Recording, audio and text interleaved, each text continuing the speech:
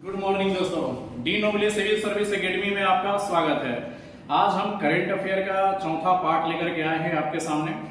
पिछले 3 current affair में हमने अलग अलग एंगल से आपको क्वेश्चन की वैरायटी हमने दिखाया और जैसा कि आप जानते हैं कि 67वीं बीपीएससी का एग्जाम सितंबर में प्रस्तावित है और आज के अखबार में 68वीं बीपीएससी के लिए भी अखबार में ऐसा कहा गया है कि आयोग ने सभी वैकेंसीज को मांगा है अपने विभाग से और अक्टूबर में 68वीं बीपीएससी का वैकेंसी आने की संभावना है, जिसका पीटी सब फरवरी मार्च तक होने की पूरी संभावना है।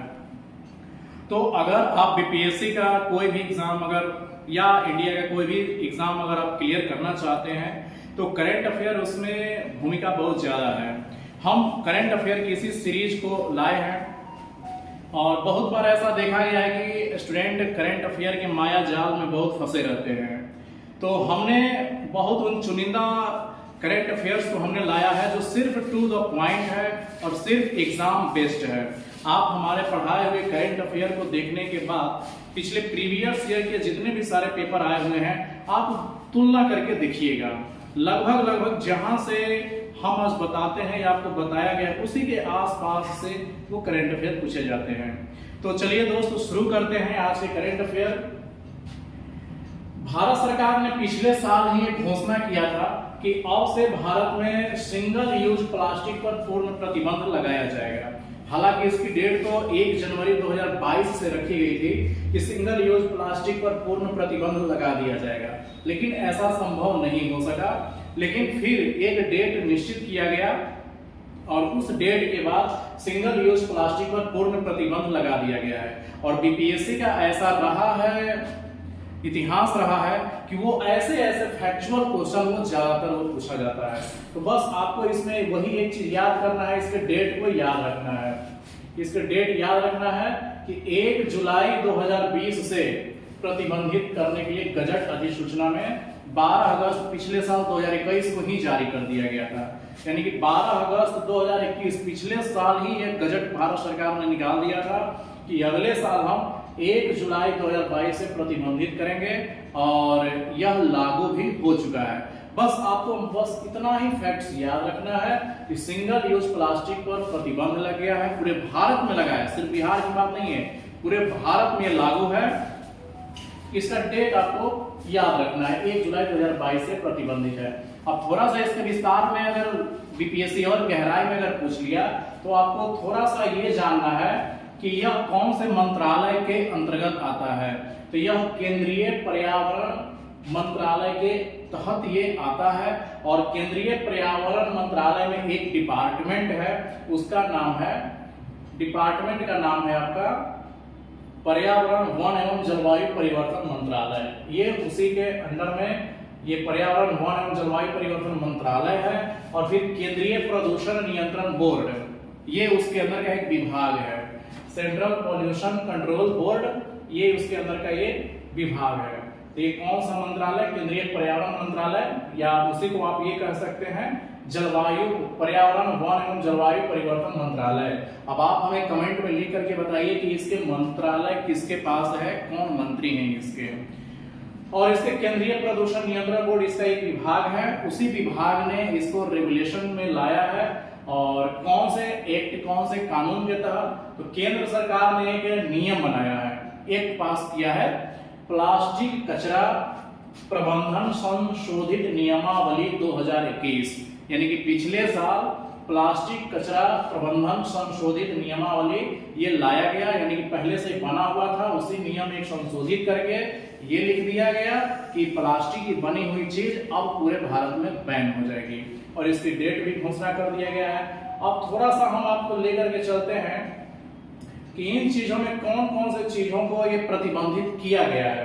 तो इन चीजों में बस याद करना नहीं है, बस समझने के लिए हम थोड़ा सा आपको बता देते हैं कि इसमें है क्या, कि इन सब में आपको याद करना नहीं है, बस थोड़ा सा देख लेना है कि सिगरेट की पन्नी है, सिगरेट की प्लास्टिक पैकिंग नहीं होगा, प्लास्टिक के झंडे नहीं बने हुए, इस बार के तिरंगे झंडे देखे होंगे कपड़े का सब मिला होगा, आपको प्लास्टिक नहीं मिला होगा, थर्मोकोल कप नहीं मिलेगा, जो ग्लास हम लोग आमतौर पर शादी विवाह में यूज करते हैं उस पर बैन लगाया गया है, छुरी कांटे हैं, प्लास्टिक के छुरी कांटे आपको नहीं यूज करना है। फिर इसके बाद में ना ही चम्मच यूज करना है, ना ही प्लेट एवं ट्रे यूज करना है, ना ही प्लास्टिक ईयरबड्स होता है, मिठाई डब्बों की प्लास्टिक पैकिंग नहीं होगी, आइसक्रीम की प्लास्टिक स्टिक्स जो छड़ी होती है जिससे हम आइसक्रीम खाते हैं उसकी नहीं होगी, निमंत्रण पत्रों पर पैकिंग ये भी प्लास्टिक की नहीं होनी चाहिए, सजावट के लिए पॉलीस्टीरीन 100 माइक्रोन से कम मोटाई के नहीं चलेगा, पीवीसी बैनर शामिल, ये सब चीजें प्रतिबंध है।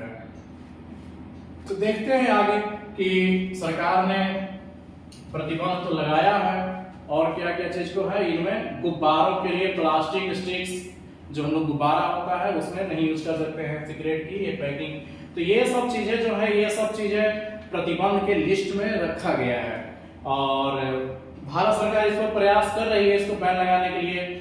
उसके अलावे 75 माइक्रोन से कम मोटाई वाले जो पॉलिथीन बैग्स होते हैं जो हम लोग आमतौर पर सब्जी मार्केट में लाते हैं पॉलिथीन में, इन सब पर भी बैन है।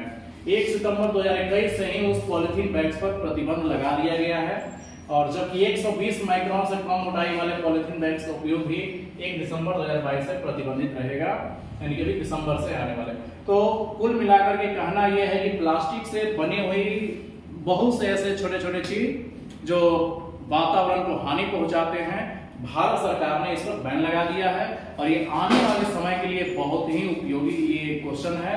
तो आपको मेंस में भी मिल सकता है, पीटी में भी मिल सकता है। तो पीटी में याद करने के लिए बस सिर्फ आप इसका 2 चीज याद रखिए, एक इसका मंत्रालय याद रखिए किस मंत्रालय से संबंधित है, एक याद रखना है प्लास्टिक कचरा प्रबंधन संशोधन नियमावली 2021 में बना था, और तीसरा इसका डेट याद रखना है कि ये 1 जुलाई 2022 से इसको प्रतिबंधित कर दिया गया है। यही बीपीएससी के लिए मेन फैक्ट्स है या कोई भी एग्जाम के लिए, क्योंकि ये भारत सरकार ने ये बनाया हुआ है तो ये आप लोग के लिए इंपॉर्टेंट है। आइए दूसरे न्यूज के लिए हम बढ़ते हैं। दूसरा न्यूज अगर आप देखेंगे तो ये दूसरा न्यूज है यूक्रेन एवं मोल्दोवा की यूरोपीय संघ की सदस्यता हेतु 10 देशों की सहमति। तो जैसा कि आप जान रहे हैं कि अभी यूरोप में यूक्रेन और रूस के बीच में युद्ध चल रहा है, तो उसी बीच में यूरोपीय संघ, बस सिर्फ आपको जानना इतना है, ये जो यूरोपीय संघ है, यूरोपीय संघ में मात्र टोटल इसमें 27 देश है। पहले 28 देश थे जिसमें 2016 में इंग्लैंड में इससे बाहर हो गया, तो टोटल यूरोपियन यूनियन में टोटल 27 देश सदस्य हैं। उसमें से यूक्रेन और मोल्दोवा जो दोनों पड़ोसी देश हैं, ये दोनों आपस में पड़ोसी देश हैं और ये यूरोपियन यूनियन की सदस्यता लेना चाहते हैं। यूरोपियन यूनियन एक प्रकार का संगठन है जो यूरोप के सभी देशों का ग्रुप है, लेकिन आपको याद होगा 1991 ईस्वी में रूस का विखंडन हो गया था, 15 देशों में टूट गया था। तो यूरोप के जो रूस से टूटे हुए देश हैं वो अभी तक यूरोपियन यूनियन का सदस्य नहीं बन पाए, या ऐसा कहिए कि रूस उनको बनने नहीं दे रहा है। तो अब जाकर के ये 2 देश यूक्रेन और मोल्दोवा बहुत हिम्मत जुटा करके और यूरोपियन यूनियन का सदस्यता लेने के लिए इन्होंने फॉर्म भर दिया है। अब देखना यह है कि यूरोपियन यूनियन के जो हेड हैं, ये आपको याद होना चाहिए कि यूरोपियन यूनियन के हेड अभी कौन है। तो यूरोपियन यूनियन को हेड के लिए आपको याद रखना है उर्सुला वान डेर लियन, ये यूरोपियन यूनियन के हेड है, प्रमुख है, और यही निर्णय लेंगी कि इनको शामिल करना है या नहीं है। यूरोपियन यूनियन का एक चीज याद रखना, इसका मुख्यालय ब्रुसेल्स में है और वहीं पर इन सब देशों की मीटिंग होती है। ब्रुसेल्स इसकी हेडक्वार्टर, और यूरोपियन यूनियन के हेड कौन है, तो उर्सुला वान डेर लियन, ये आपको याद रखना है। बस छोटी सी न्यूज है, इतना आप ध्यान में रखिए, ऑप्शन देखते हैं याद लगा लेंगे, इतना याद रखना है बस। अब आ जाइए हमारे पड़ोसी जो देश है फिलीपींस। ये फिलीपींस की छोटी सी कहानी है, बस थोड़ा सा जान लीजिए कि फिलीपींस में अभी तक एक शासक थे, वो बहुत ही तानाशाह हुआ करते थे। तो उनके तानाशाही से उस राज्य की जनता ने उनको खदेड़ दिया, भगा दिया। फिलीपींस के पूर्व तानाशाह शासक थे फर्डिनांड मार्कोस, और ये बहुत ही तानाशाह थे तो इनको जनता ने भगा दिया। जनता ने भगा दिया तो फिर इनके पुत्र ने जनता के दिलों में ऐसा विश्वास जगाया कि पुनः ये वहां के नए राष्ट्रपति इनके पुत्र हुए। फर्डिनांड मार्कोस के बेटे थे बोंग बोंग, ये उनके बेटे का नाम है बोंग बोंग मार्कोस, और इनको फिर नया राष्ट्रपति बना लिया। तो बीपीएससी ऐसा कभी ऐसा सवाल पूछता है कि भारत के पड़ोसी देशों के बीच में अगर कोई बहुत बड़ा परिवर्तन हो रहा है तो ये पूछा जाता है। तो ये बहुत बड़ा एक परिवर्तन है बोंग बोंग, ये वहां के फिलीपींस के नए राष्ट्रपति बने हैं। बस इतना ही जानना है, इससे ज्यादा आपको नहीं उलझना है। अब आ गया है अभी तक का सबसे इंपॉर्टेंट ये न्यूज है। जैसा कि आप जानते हैं ब्रिक्स का शिखर सम्मेलन हर साल होता है, तो इस साल भी 2022 का ब्रिक्स सम्मेलन हुआ है। ये 14वां ब्रिक्स शिखर सम्मेलन हुआ है, वर्चुअल तरीके से हो रहा है।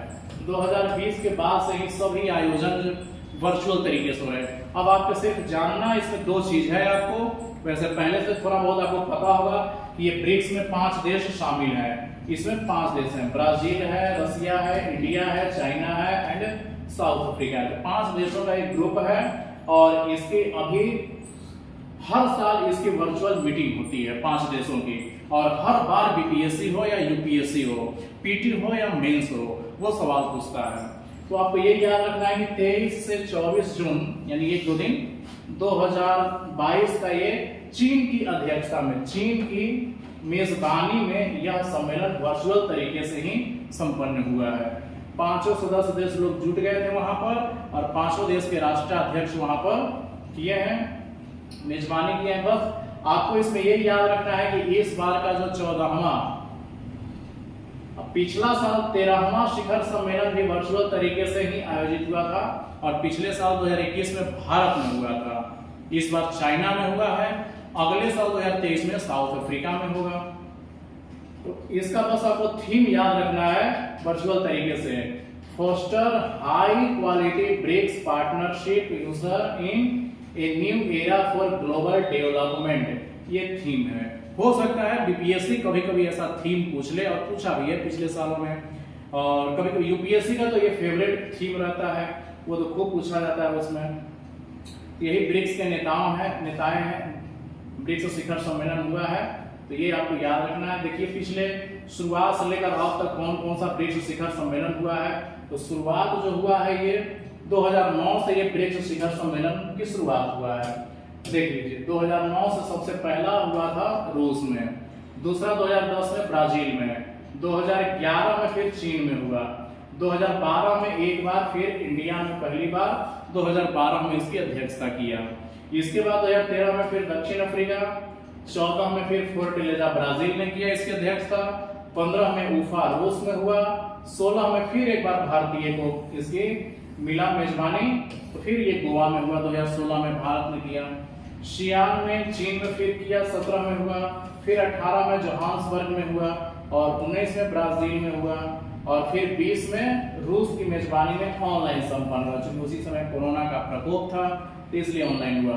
फिर 2021 में फिर भारत को मेजबानी मिला, और इस बार 2022 की मेजबानी चीन को मिला है, ये चीन में ये संपन्न हुआ है। और फिर अगली बार जो होगा ये आपका 15वां होगा 2023 में, दक्षिण अफ्रीका में ये प्रस्तावित है ये। तो बस इतना याद रखना है कि अगले साल ये कहाँ होगा, इस साल कहाँ पर हुआ है। तो इस तरह से आपको इसमें याद रखना है। तो ये आपका ज्यादा नहीं, बस 2-3 फैक्ट आपको याद रखने हैं। ब्रिक्स का 14वां शिखर सम्मेलन वर्चुअल तरीके से संपन्न हुआ है, चाइना में हुआ है, अगले साल दक्षिण अफ्रीका में होगा बस, और इसका थोड़ा सा थीम याद रखना है। आइए हम अगले न्यूज पे बढ़ते हैं। G7 का 48वां शिखर सम्मेलन जर्मनी में स्लॉस एल्मो में संपन्न हुआ है। बस एक छोटा सा इतना याद रखना है कि ये सब का आयोजन स्थल केवल याद रखना है। और इसमें ताज्जुब की बात यह है कि इसमें भारत इसमें सदस्य नहीं है, बावजूद इसके कि भारत के प्रधानमंत्री को बुलाया जाता है और उनसे भाषण यानी कि वहां संबोधन भी करवाया जाता है। तो भारत के बढ़ते हुए धाक को ये दिखा रहा था। G7 का जर्मनी में ये इसका आयोजन किया गया है इस वर्ष। बस इतना ही आपको याद रखना है। अगला है आपका प्रधानमंत्री श्री नरेंद्र मोदी जी का जर्मनी संयुक्त अरब अमीरात की यात्रा हुआ है। तो आपको यहाँ से फैक्ट याद कर लेने हैं, क्योंकि बीपीएससी का ऐसा देखा गया है क्वेश्चन में कि एग्जाम के 2 से 3 महीने अगर कोई विशिष्ट देशों की यात्रा प्रधानमंत्री या राष्ट्रपति करते हैं तो वो एग्जाम में पूछ लेता है। अगर आप 65वीं बीपीएससी अगर आप देखे होंगे, इसमें एक सवाल पूछा हुआ था कि हाल ही में हमारे भारत के उपराष्ट्रपति किन किन देशों की यात्रा करके लौटे हैं। तो ऐसे कभी कभी एग्जाम में दे देता है। तो आपको याद रखना, मई में मोदी जी 5 देशों की यात्रा की है। मई में एक जर्मनी में गए थे, डेनमार्क में गए थे, फ्रांस में गए थे, नेपाल में गए थे और जापान में गए थे। 5 देशों की यात्रा मई 2022 में मोदी जी करके आए हैं।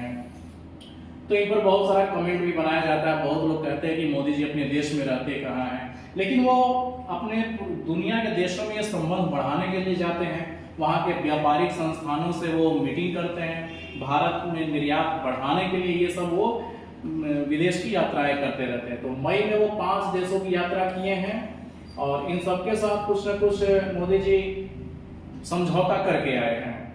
तो ऐसा रहा है। और फिर मोदी जी दोबारा फिर जून में फिर 2 देशों की फिर यात्रा पर गए।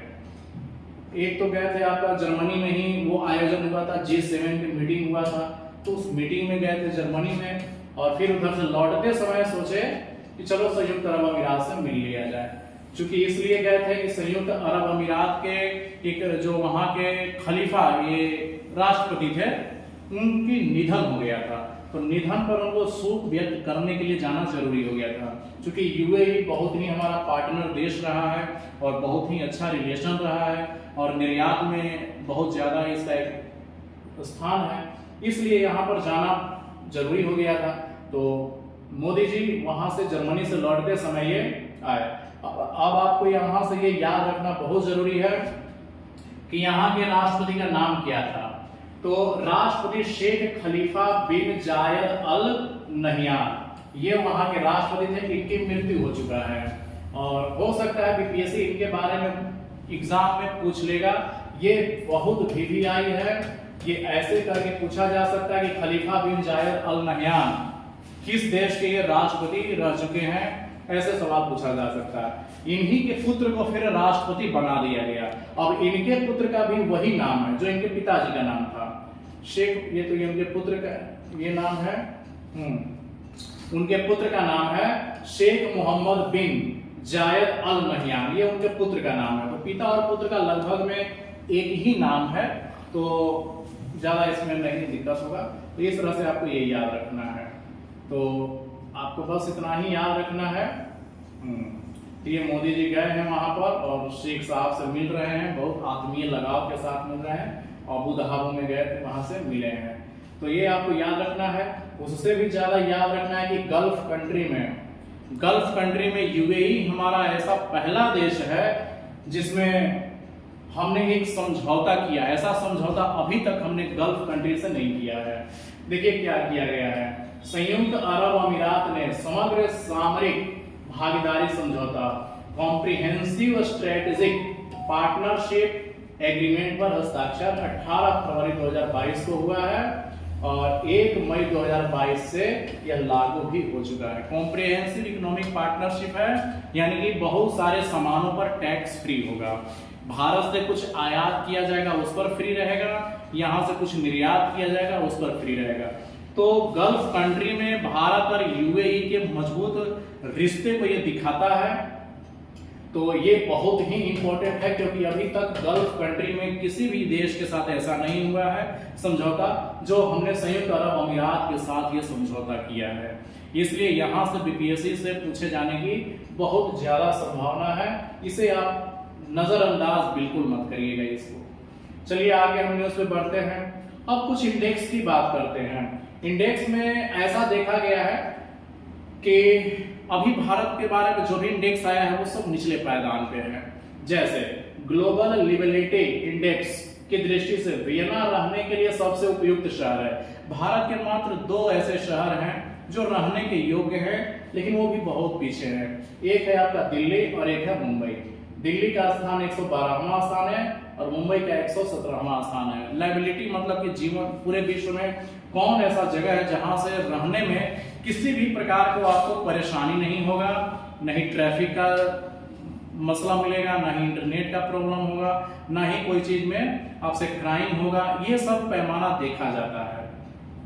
तो इस मामले में हमारा देश बहुत पीछे है। तो देखिए, रहने के लिए सबसे उपयुक्त शहर विश्व में कौन है? वियना ऑस्ट्रेलिया में है, पहला रैंक मिला है उसे।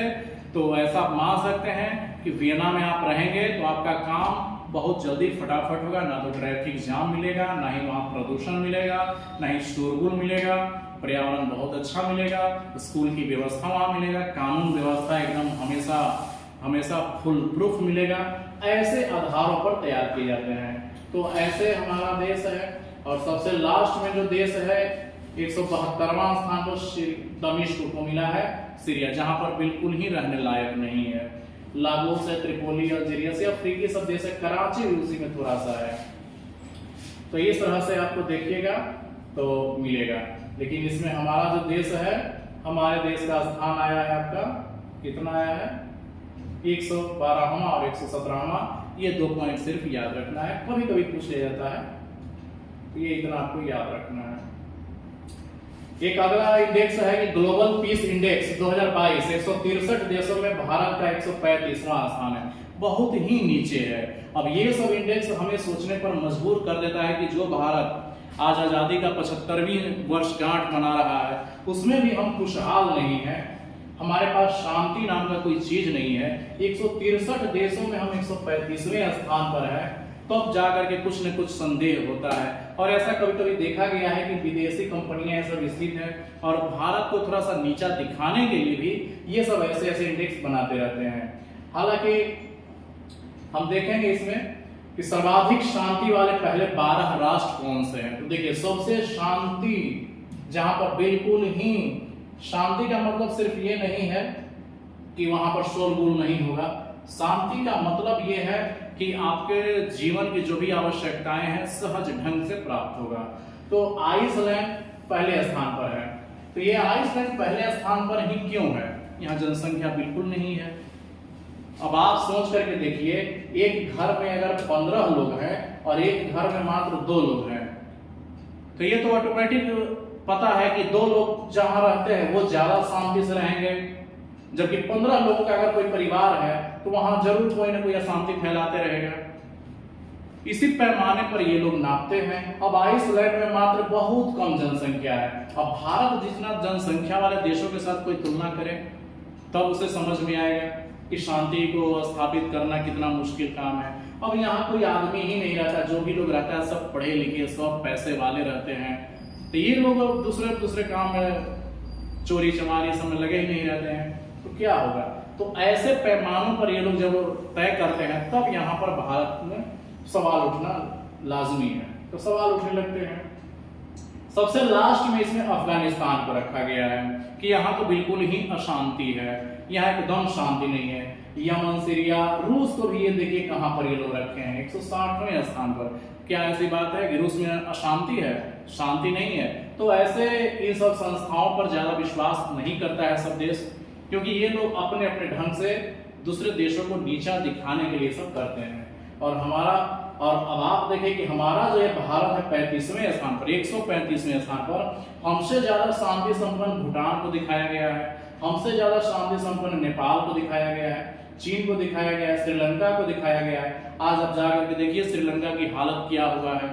वहां पेट्रोल और डीजल के लिए लाइन लगाना पड़ता है, राशन, वहां पर तो कागज कलम नहीं है कि सरकार परीक्षा करवा पाए, फिर भी ये बताते हैं कि भारत से बेहतर स्थिति में ये लोग हैं। बांग्लादेश हमसे ज्यादा खुशहाल है और हमसे खराब केवल हमारे पड़ोसी में म्यांमार, पाकिस्तान और अफगानिस्तान को दिखाते हैं। तो ऐसे ऐसे आपको मेंस में सब सवाल ज्यादातर पूछे जाते हैं या इंटरव्यू में आपसे सवाल पूछे जाएंगे कि शांति के मामले में भारत इतने स्थान पर होते हुए भी दुनिया के अन्य देशों से कैसे तुलना कर सकते हैं। तो ऐसे आपको करना है। तो बस इसमें आपको सिर्फ इतना ही याद रखना है कि ग्लोबल पीस इंडेक्स 2022 में 163 देशों में भारत का स्थान कहवा है, 135वां स्थान है भारत का। बस इतना याद रखिए, बीपीएससी पीटी इससे ज्यादा नहीं पूछेगा आपसे, इतना आपको याद रख लेना है। इसके बाद चलते हैं अगला। अब देखिए, इससे भी खतरनाक स्थिति एक और इंडेक्स का है भारत का। एक इंडेक्स अभी भारत में आया है ये वर्ल्ड लेवल पर ये जारी किया जाता है कि पर्यावरण निष्पादन सूचकांक, इन्वायरमेंटल है इसका निष्पादन सूचकांक है, इन्वायरमेंटल परफॉर्मेंस इंडेक्स है इसका। तो 180 देशों में भारत का स्थान 180वां है। क्या यह मानने वाली बात है कि हम पर्यावरण की दिशा में इतने गए गुजरे हैं कि हमारा देश सबसे लास्ट स्थिति में है? तो देखिए, इसको आकलन कौन किया है? वर्ल्ड इकोनॉमिक फोरम आकलन किया है। और ये कहाँ की संस्था है? ये स्विट्जरलैंड की संस्था है। तो अब आप बताइए कि क्या ये सच में ऐसा हो सकता है, जबकि भारत इन दिनों पर्यावरण से निपटने के लिए बहुत ही कई प्रकार के कानून भी बनाया है। लेकिन दिल्ली और मुंबई जैसे शहरों में जब आप जाएंगे तो आपको स्पष्ट पता चल जाएगा कि प्रदूषण कितना भयंकर है इन सब राज्यों में। लेकिन फिर भी कुल मिलाकर के ये तो नहीं कह सकते हैं कि पर्यावरण निष्पादन सूचकांक में भारत का स्थान सबसे लास्ट में हो सकता है। ये भारत सरकार ने इसको खारिज कर दिया है। भारत सरकार इसको माना नहीं है। लेकिन भारत सरकार को मानने न मानने से कुछ नहीं होने वाला है। ये एग्जाम में जो ये दे दिया है इंडेक्स, वो एग्जाम में पूछ लिया जाएगा। क्योंकि ये चर्चा में रहा है इसलिए पूछ लिया जाएगा। तो ये है आपका इन्वायरमेंटल परफॉर्मेंस इंडेक्स 2022 से जारी किया गया है। और इसमें देखिएगा सबसे ऐसा देश जो जहां पर पर्यावरण प्रदूषण बिल्कुल नहीं है, पहले स्थान पर डेनमार्क को रखा गया है। जनसंख्या है ही नहीं, आबादी बिल्कुल बहुत थोड़ी सी है, तो ऐसे देश तो रहेंगे ही रहेंगे। फिनलैंड है, माल्टा है, स्वीडन है, वही सब छोटे छोटे देश को ये पहले नंबर पर रखा है। भारत जितने बड़े बड़े देशों को तो रख के देखे तब समझ में आएगा। तो सबको एक ही तराजू पर ये तौल देते हैं। भारत का सबसे लास्ट में 180वां स्थान आया है। पड़ोसी देशों में भारत सबसे लास्ट है। बताइए, अफगानिस्तान से भी भारत की स्थिति खराब है, भूटान से भी है, मालदीव, श्रीलंका, चीन, नेपाल, पाकिस्तान सबसे गए गुजरे भारत में। तो ऐसे मानक जब तैयार किए जाते हैं तो भारत सरकार इसको मान्यता नहीं देता है। लेकिन आपको याद रखना है कि हमारा इन्वायरमेंटल परफॉर्मेंस जो इंडेक्स आया है, ये इन्वायरमेंटल पर्यावरण निष्पादन सूचकांक में 80 देशों में भारत का स्थान 180वां है। बस इतना याद रखना है, बस इतना से आपका बीपीएससी क्लियर हो जाएगा। इससे ज्यादा नहीं आपको ध्यान देना है। इसके बाद एक न्यूज है, छोटी सी न्यूज है। ब्रिटेन में महारानी एलिजाबेथ द्वितीय के राजनीतिक राज्याभिषेक के 70 वर्ष पूर्व होने के बाद वहां प्लेटिनम जुबली समारोह मनाया गया है। कभी कभी नहीं, बहुत बार ये बीपीएससी ऐसे सवाल पूछा है। और अगर आपको याद होगा तो 64वीं बीपीएससी में एक बार सवाल ये पूछा गया था कि इंग्लैंड के महारानी अभी कौन है, तो अभी इंग्लैंड की महारानी एलिजाबेथ सेकंड है। और ये भी पूछा जा सकता है कि इनके उपलक्ष्य में 70 वर्ष की आयु पूर्ण होने के उपलक्ष्य में कौन सा समारोह मनाया गया है, तो प्लेटिनम जुबली समारोह मनाया गया है, जो अपने आप में ही एक बहुत बड़ी ये घोषणा करता है कि महारानी उस समय वहां की महारानी बनी थी जब हमारा देश अभी अभी थोड़ा सा आजाद हुआ। सोच लीजिए, 2 जून 1953 को इनका राज्याभिषेक हुआ था। इनका राज्याभिषेक 2 जून 1953 को हुआ था। हमने 2-3 साल पहले अपना संविधान लागू किया था। सोच करके देखिए कि उस समय से 70 साल आज हो गया है इनको सिर्फ और सिर्फ वहां का महारानी बने हुए। हमने 70 साल में कितने प्रधानमंत्री, कितने राष्ट्रपति को हमने देख लिए, और वहां इंग्लैंड के लोग एक ही को महारानी को देख रहे हैं।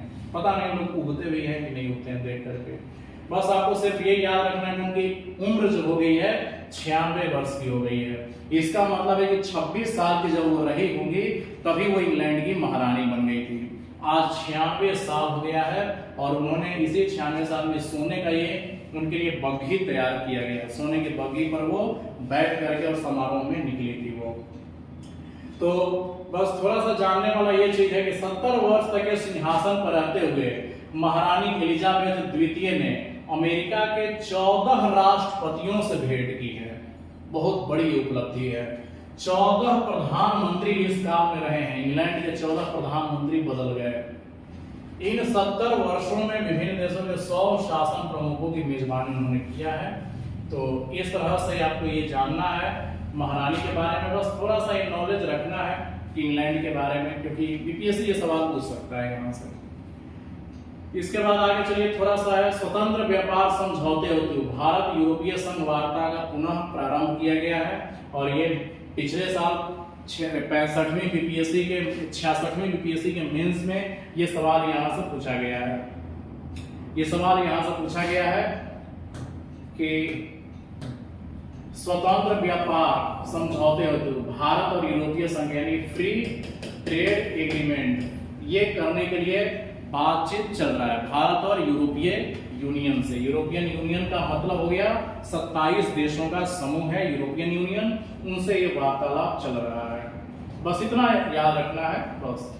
फिर एक है विश्व व्यापार संगठन का 12वां मंत्रिय स्तरीय सम्मेलन जिनेवा में संपन्न हुआ है। ये आपको याद रखना है क्योंकि इसके बारे में कभी कभी बीपीएससी पूछ लेता है कि विश्व व्यापार संगठन जो WTO है इसका हर वर्ष मंत्रियों का 2-3 वर्षों पर एक बार मंत्रियों का सम्मेलन होता है। तो इस बार मंत्रियों का सम्मेलन जिनेवा में हुआ है। और उससे भी सबसे बड़ी बात यह है कि इसमें भारत ने कुछ प्रस्ताव रखे थे और उस प्रस्ताव को भारत ने ये WTO ने मान लिया है।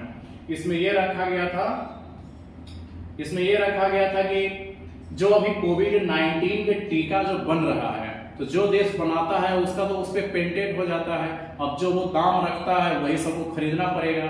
तो इस पर यह कहा गया कि कुछ पेटेंट से छूट देने के लिए सहमति बनाया गया। यानी कि अगर अमेरिका कोई दवा का आविष्कार करता है कोरोना से संबंधित तो भारत अगर उसका पायरेटेड जिसे हम कह सकते हैं बिना अनुमति लिए हुए भी भारत अगर बना दे तो इस पर जुर्माना नहीं लगेगा और सस्ता दाम पर बेच सकता है। ये अगले 5 सालों के लिए छूट प्रदान किया गया है WTO के द्वारा। साथ ही मछलियों में जो सब्सिडी मिलता था इस पर भी दिया गया है। तो बस आपको सिर्फ थोड़ा सा ये याद रख लेना है कि विश्व व्यापार संगठन का 12वां मंत्रिय स्तरीय शिखर सम्मेलन जिनेवा में संपन्न हुआ है। आइए एक बार थोड़ा सा लिस्ट वो हम देख ले कि विश्व व्यापार संगठन के मंत्रिय स्तरीय सम्मेलन अब तक कितने हो चुके हैं। जैसा कि आपको जानते हैं कि WTO की स्थापना कब हुआ था, तो WTO की स्थापना 1995 में हुआ था, 1 जनवरी 1995 में। उसके अगले साल से ही इसकी मंत्रिय स्तरीय बैठक शुरू हो गया था। तो 96 में हुआ सिंगापुर में, 98 में जिनेवा में, फिर 2000 में सिएटल अमेरिका में, 1 में दोहा में, 3 में कानकुन मैक्सिको, 5 में हांगकांग, 9 में जिनेवा, फिर 1 में जिनेवा, फिर 2013 में बाली, 2015 में नैरोबी, 17 में ब्यूनस आयर्स जिनेवा, फिर 2022 होगा आपका, फिर 2022 में आपका जिनेवा में होता है। भारत में अभी तक एक बार भी आयोजन नहीं किया गया है। तो बस इसको याद रखना है, लेटेस्ट में जिनेवा में इसका हुआ है मंत्रिय स्तरीय बैठक, बस इतना आपको याद रखना है। चलिए अब आगे हम चलते हैं। अब देखिएगा कि भारत गौरव रेलगाड़ी का प्रचालन किया गया है। बस ये इसको थोड़ा सा ध्यान में रखिएगा कि भारत गौरव रेलगाड़ी का प्रचालन किया गया। अभी तक आप देखे होंगे कि भारत सरकार कई प्रकार की ट्रेन चला रहा है। अभी आप देखे होंगे किसान रेल चलाया गया है। इसके पहले 2-3 साल पहले आप देखे होंगे कि तेजस एक्सप्रेस चलाया गया था, जो पूरी तरह से वो प्राइवेट वालों को दे दिया गया था। उसी प्रकार से तीर्थ यात्रा कराने के लिए प्राइवेट एजेंसी को ट्रेन दिया गया है, भाड़े पर, लीज पर दिया गया है। ये भारत में अपनी तरह का एक पहली बार ये प्राइवेट एक कंपनी को दे दिया गया ट्रेन। अब वही प्राइवेट कंपनी अब ट्रेन चलाएगा। ये भारत में पहली बार हो रहा है। तो भारत गौरव योजना अगर ऐसे पूछ लिया जाए कि किससे संबंधित है, तो याद रखना है कि रेलगाड़ी के द्वारा बुजुर्गों को तीर्थ स्थल पर घुमाने के लिए ये योजना शुरू किया गया है, भारत गौरव योजना। और भारत सरकार के समर्थन से एक प्राइवेट कंपनी इसको शुरू किया है, यानी कि प्राइवेट ट्रेन और लेकर के जाएगा, आपको तीर्थ स्थल पर घुमाएगा। तो दक्षिण भारत में शुरुआत हो गया है कि दक्षिण भारत में कहां से कहां ये चलेगा, ये गौरव ये ट्रेन चलेगा, ये भारत गौरव, यही ट्रेन है आपका भारत गौरव रेलगाड़ी आप जाएगा आपका तीर्थ स्थल पर घुमाने के लिए। दक्षिणी जोन का ये शुरू हुआ है। निजी क्षेत्र की ऐसी पहली रेलगाड़ी, यही पर आपको ध्यान देना है, यह निजी क्षेत्र की यानी कि प्राइवेट कोई कंपनी है, उसकी ऐसी पहली रेलगाड़ी 14 जून 2022 को तमिलनाडु के कोयम्बटूर से कोयम्बटूर के नॉर्थ रेलवे स्टेशन से रवाना हुआ और ये साई शिरडी तक, ये महाराष्ट्र के शिरडी तक ये गया है, ये शिरडी तक ये गया है, यहाँ साई नगर शिरडी तक। रेलगाड़ी की कोयम्बटूर के लिए वापसी फिर होगा फिर वहां पर। तो बस आपको सिर्फ यहाँ ये याद रखना है कि तमिलनाडु के कोयम्बटूर से महाराष्ट्र के साई नगर शिरडी तक पहली बार प्राइवेट ट्रेन ने भारत गौरव योजना के तहत तीर्थ यात्रियों को घुमाने के लिए एक कार्यक्रम शुरू किया है। तो इस प्रकार से अब ऐसा देखा गया है कि, और वो कंपनी कौन सी है जो ये चलाएगा आपको, तो आप कंपनी का नाम भी जानते होंगे, IRCTC कंपनी का नाम आप जानते हैं, वही कंपनी ने इसको चलाया है और शुरू किया है। तो इस प्रकार से एक नया परिपाटी शुरू हो रहा है। भारत सरकार अपने पर बोझ न लेकर के ये प्राइवेट सेक्टर को सब चीज दे रहा है चलाने के लिए। अब एक छोटा सा न्यूज है जो जानना आपके लिए बहुत जरूरी है। एक है DDR, डिजिटल डिस्ट्रिक्ट रिपोजिटरी। ये आपको शायद ऐसा यूपीएससी भी बहुत सवाल पूछती है, बीपीएससी तो खैर पूछती है। ऐसे ऐसे योजना भारत सरकार शुरू करती है कि किसी को पता भी नहीं चलता है, और जब एग्जाम में पूछ लेता है तो अब लोगों को पता चलता है कि ये भी योजना चल रहा था। तो एक योजना है डिजिटल डिस्ट्रिक्ट रिपोजिटरी, बहुत ही वीवीआई है ये। इसका मतलब ये है, इस योजना का मतलब है कि जो हमारे यहाँ कहानियां सूक्ष्म स्तर पर जो लुप्त हो रही है कहानी, हमारे यहाँ कहानियों को खोजने और उनका दस्तावेजीकरण करने का प्रयास किया जाएगा। जो स्थानीय स्तर पर बहुत ऐसी ऐसी घटनाएं होती है जो कहानियों में तब्दील हो जाती है, उन सब कहानियों को लिखा जाएगा और राष्ट्रीय स्तर पर उसको सबको सुनाया जाएगा। बहुत ऐसे जगहों की कहानियां होती है जो बहुत प्रेरणादायक होती है। देश के स्वतंत्रता संग्राम में योगदान के अनुसार इन्हें 4 श्रेणियों में बांटा गया। तो स्वतंत्रता संग्राम से जुड़े हुए जो स्वतंत्रता सेनानी रहे हैं, उन्हीं से संबंधित ये कहानियां बनाया जाएगा। कहानी जो उनके क्षेत्र में घटित हुआ है उनको बनाया जाएगा और वो पूरे देश के सामने उनकी कहानियों को, गौरव गाथा को गाया जाएगा। इसमें 4 श्रेणी है। एक कोई व्यक्तित्व से संबंधित कोई घटना घटा है, या घटना एवं कोई कार्यक्रम, उस क्षेत्र में कोई ऐसा कार्यक्रम हुआ होगा अंग्रेजों के समय में। फिर कुछ जीवित परंपराएं, यानी कि अंग्रेजों के समय से लेकर के आज तक कुछ ऐसा परंपरा बन गया है किसी गांव में। जैसे आप देखते होंगे कोई गांव में कि 15 अगस्त हो या 26 जनवरी हो तो कुछ नए नए कार्यक्रम होता है, कुछ ऐसा फंक्शन होता है। वो अगर अभी जीवित परंपराएं हैं तो उसको खोजना है। और फिर छिपे हुए खजाने में विभाजित किया गया। इसका मतलब कि छुपा हुआ जो गांव लेवल पर, माइक्रो लेवल पर जो कहानियां हैं, वीर गाथाएं हैं, उनको फिर से खोजा जाएगा और भारत सरकार उसको फिर प्रचारित करेगा। तो ये है आपका DDR, डिजिटल डिस्ट्रिक्ट रिपोजिटरी, बहुत इंपॉर्टेंट है ये। तो ऐसे ऐसे चीजों को आप नोट करिए और लिखिए इसको। इसके बाद आप देखिएगा छोटा सा न्यूज है, नियुक्ति से संबंधित न्यूज है ये, छोटा सा ये न्यूज है। जैसे परमेश्वरन अय्यर नीति आयोग के नए CEO बने हैं। जैसा कि आप जानते हैं नीति आयोग का एक अध्यक्ष होता है, एक उपाध्यक्ष। तो अध्यक्ष तो प्रधानमंत्री होते हैं और अभी नए में उपाध्यक्ष बनाए गए हैं राजीव कुमार को। तो एक CEO होता है। जो CEO अभी इसके पहले थे अमिताभ कांत थे। तो अमिताभ कांत का इनका कार्यकाल पूरा हो गया, तो नए बनाए गए हैं आपका, इनका जो अभी नाम आपने बताया परमेश्वरन अय्यर। बस इतना, एक छोटी सी न्यूज है, बस इतना ही याद रखना है। कभी कभी ऐसा पूछ लिया जाता है। दूसरा एक नियुक्ति हुआ है रुचिरा कंबोज, संयुक्त राष्ट्र संघ में भारत के स्थायी प्रतिनिधि। अगर आप 67वीं एग्जाम को अगर आप देखे होंगे तो इसमें ये पूछा हुआ है सवाल कि भारत की तरफ से यूएनओ में कौन स्थायी सदस्य है। तो उस समय तो कोई और थे सदस्य, तो उनके बारे में पूछ लिया। अब चूंकि उनका कार्यकाल खत्म हो गया तो ये अब बनी है, तो इसके बारे में हो सकता है कि री एग्जाम में फिर पूछ ले। इस एग्जाम में नहीं पूछे तो अगला एग्जाम में तो फिक्स है इनके बारे में पूछना, क्योंकि हमने बार बार आपको कहा है कि अंतरराष्ट्रीय संस्थाओं में भारत से कोई भी नियुक्ति होती है तो 100% उसकी सवाल पूछने की चांस बढ़ जाती है। तो ये रुचिरा कंबोज कौन है भाई? तो ये IFS अधिकारी हैं, ये यूपीएससी पास की हुई है। तो ये विदेश सेवा में पहले कार्यरत थी, उन्हीं को ये सब दिया जाता है प्रभार। तो 1987 बैच की रुचिरा कंबोज अपने बैच में महिला अभ्यर्थियों में टॉपर रही थी, उस समय की यूपीएससी टॉपर ये रही थी। तो ऐसे ही लोगों को ये सब बनाया जाता है। इसके पहले ये यूनेस्को में भी ये भारत के प्रतिनिधित्व कर चुकी हैं। तो ऐसे ऐसे लोग ही बनाए जाते हैं। तो ये इनका तस्वीर है, रुचिरा कंबोज है। तो इनके बारे में आपको याद रखना है। इसके बाद में अब अगला नियुक्ति एक है, आपको छोटा सा न्यूज है लेकिन बहुत इंपॉर्टेंट है, रंजना देसाई। ये रंजना देसाई सुप्रीम कोर्ट के अभी न्यायाधीश हैं, जज हैं, ये महिला जज हैं रंजना देसाई। इनके बारे में बस एक चीज छोटा सा याद रखना है कि ये परिसीमन आयोग की अध्यक्ष, जम्मू कश्मीर में भी परिसीमन हुआ है। परिसीमन आप जानेंगे, पॉलिटी में पढ़े होंगे कि ये चुनाव क्षेत्र का निर्धारण करती है कि जैसे कौन कौन से क्षेत्र को मिला करके एक विधायक का हिस्सा कौन रहेगा, दूसरे विधायक का क्षेत्र कहाँ रहेगा, तीसरे विधायक का कौन रहेगा।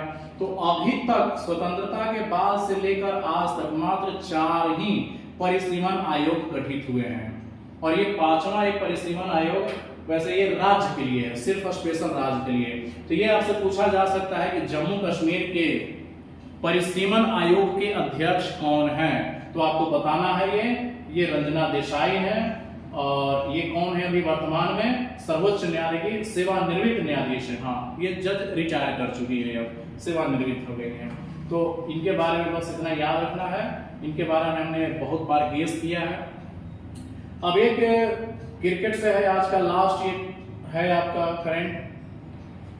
महिला क्रिकेट के बारे में तो बहुत कम ही लोग जान पाते हैं।